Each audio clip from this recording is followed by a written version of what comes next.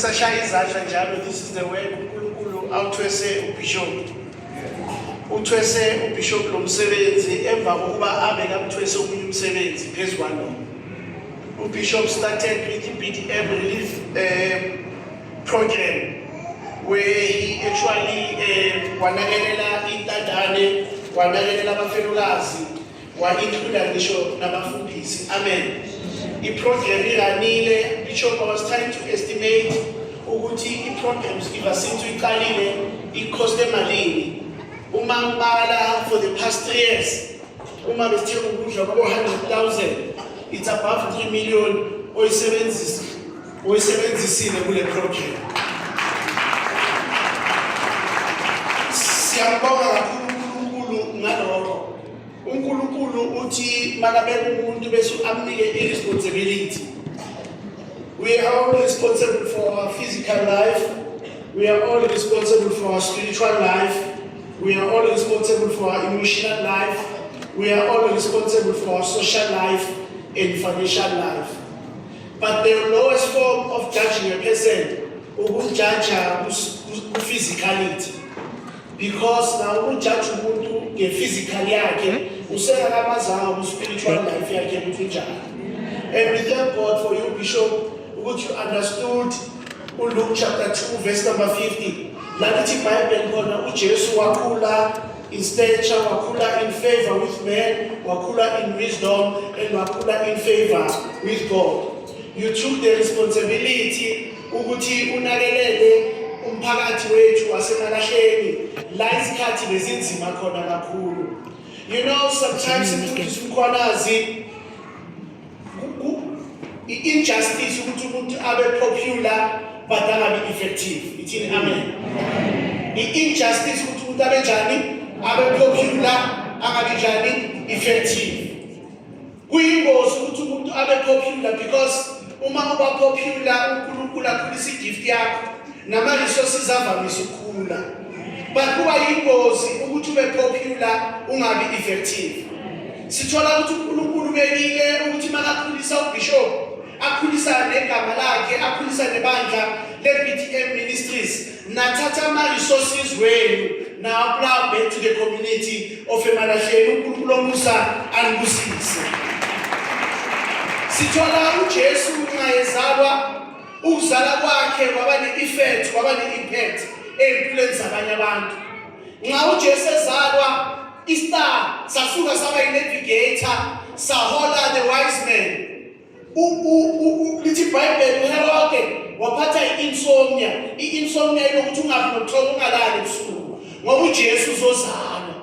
Sithola ukuthi uJesu ekuphileni kwakhe emhlabeni nempilo yakhe futhi yaba ne-impact eyenzayo kwabanye abantu. He healed the sick. Hallelujah bazalwane. Wavusa abafile. Waliberate laba who were demon oppressed and demon possessed.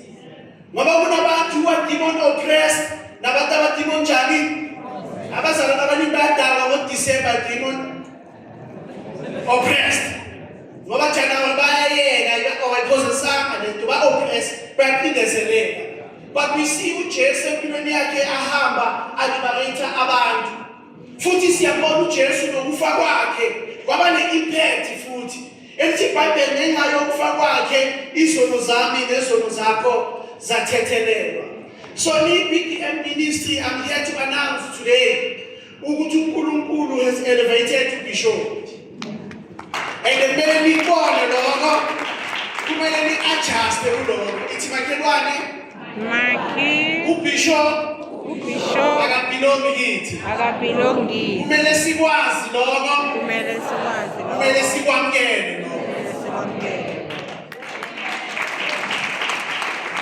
Lithi iBhayibheli uDavida oqala baka-anointa uSamuel. Bam-anointa phambi kwabobhuti bakhe basheke, bam-anointa phambi kwababakhe. uDavida baka-anointa uBishop u-anointa kwesi-2, u-anointelwa itribe yakaJuda. Kodwa uDavida baka-anointa kwesi-3 seka-anointelwa ination. And every anointing goes with the responsibility. So uNkulunkulu u-enlarge territory yeleli bandla through i-relief youth program, through your tithings, through your offering, Bishop is able to go out there and nike labo baba bashele emakhoneni ithemba. Usathane sekatshontsha hope, usathane sekatshontsha ithemba, abanye they discourage.